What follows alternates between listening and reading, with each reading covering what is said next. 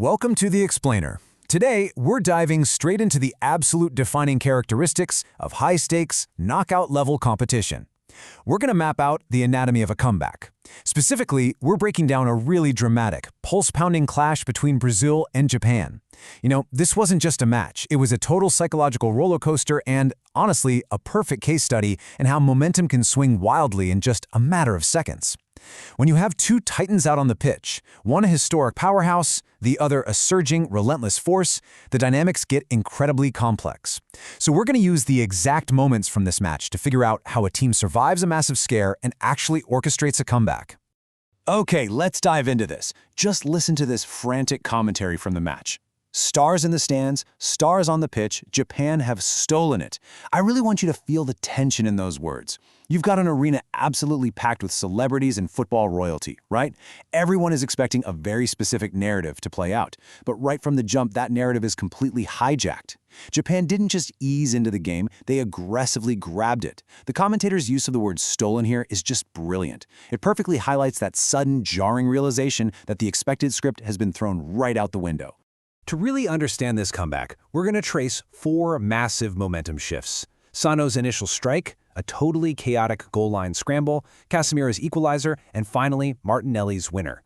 By tracking these four specific events, we can clearly see the psychological state of both teams at every single stage of this battle.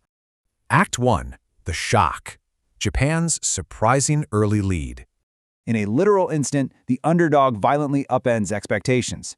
As the commentary noted, Sano driving them forward, still Sano, Kaise Sano with his first international goal. Notice how his name gets repeated there? It captures the sheer, unrelenting drive of that play. Sano didn't just wait around for an opportunity, he manufactured it. He aggressively pushed the pace and forced the Brazilian defense totally onto their back foot. This was a massive statement of intent. They weren't there to just defend, they were there to attack. Now, what's really wild about this, and what amplifies the shockwave, is that this wasn't just any goal. It was Kaise Sano's very first international goal. I mean, think about the magnitude of that for a second. To score your first on a stage like this against a team like Brazil in a match with such incredibly high stakes. The surge of adrenaline and momentum that provides, not just for Sano, but for the entire Japanese squad is immense. It elevates their play and makes them truly believe that the impossible is actually within reach. Act 2. The stand and the shift. A frantic defense and the equalizer. Right, so imagine the sheer panic here. The ball goes deep into the Japanese defensive zone, it gets played frantically back across the goal, and time just seems to freeze. The question echoing through the stands, and honestly, the broadcast booth, is agonizing. Did it cross the line? This is the absolute razor's edge of competitive sports. A fraction of an inch decides whether Japan extends their massive lead or whether Brazil survives to fight another minute. You can literally feel the collective breath of the stadium being held in this exact fraction of a second. No, it didn't. Amazingly, it did not cross. The tension releases in this explosive sigh of relief for Brazil and a huge gasp of frustration for Japan. That frantic defensive stand kept Brazil's hopes alive. But, more importantly, a defensive stand like that, surviving a literal near-death experience in a match, often serves as a massive wake-up call. It flips a switch. Brazil realizes they've survived the worst, and now it's time to unleash their counteroffensive. And because of that survival, we instantly see a dramatic shift in the psychological state of the two teams. Japan's initial shock and awe momentum is immediately met by Brazil's desperate, sustained pressure. Japan is suddenly trying to hold on to what they've stolen, while Brazil is throwing their immense weight forward, totally fueled by the desperation of not wanting to be eliminated. And let me tell you, this kind of sustained pressure from a veteran team is incredibly difficult to weather. And, well, that heavy pressure inevitably breaks the dam. Let's break down exactly how Brazil converted that desperation into a result. It started with Gabriel Sencher, who provided a really solid setup, finding that crucial pocket of space. Then, Casemiro steps up and absolutely thumps in the shot. The source specifically uses the word thumped, which really tells you everything you need to know about the power and authority behind that strike. With that single, decisive action, the score is equalized. The slate is wiped clean, but the momentum has officially completely swung in Brazil's direction.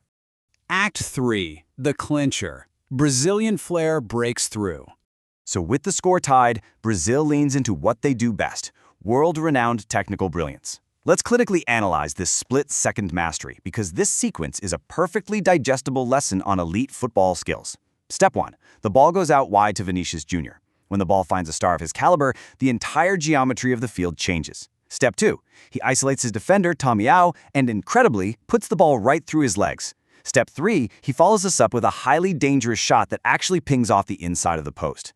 It's a brilliant, lightning-fast play that instantly injects massive danger directly into the penalty box.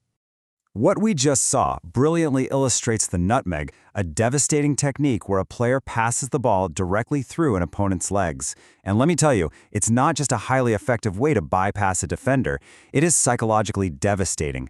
When Vinicius Jr. deployed this against Tommy, it wasn't just about moving the ball, it was a pure demonstration of supreme confidence and technical superiority at the absolute most critical juncture of the match. It completely destabilizes the defense. And that destabilization leads directly to the crescendo of the match. The commentary screams, "What a ball, Martinelli! Brazil heading through to the round of 16." After all the chaos created by Vinicius Jr., Martinelli capitalizes on a brilliant pass. He finds the back of the net, scoring the definitive winner. The comeback is officially complete. The panic is totally gone, replaced by the sheer elation of survival and victory. So, let's summarize the ultimate result of this insane sequence of events. First, Japan's shocking, aggressive early lead was methodically neutralized. It took surviving a goal line scare and relentless pressure to do it, but Brazil weathered the storm. Second, Brazil officially secures the comeback, shifting from trailing underdogs in the match back to the dominant force we all know them to be. And finally, the ultimate prize. Brazil advances to the round of 16, keeping their tournament hopes brilliantly alive. As we wrap up this explainer, I really want to leave you with a final thought.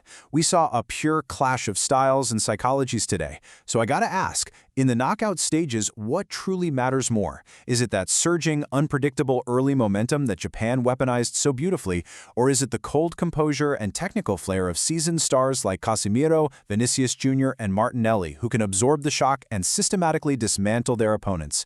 It's a question at the very heart of high-stakes sports. Think about that the next time you watch a heavy favorite go down early. Thanks for hanging out with me today, and keep questioning what you see on the pitch.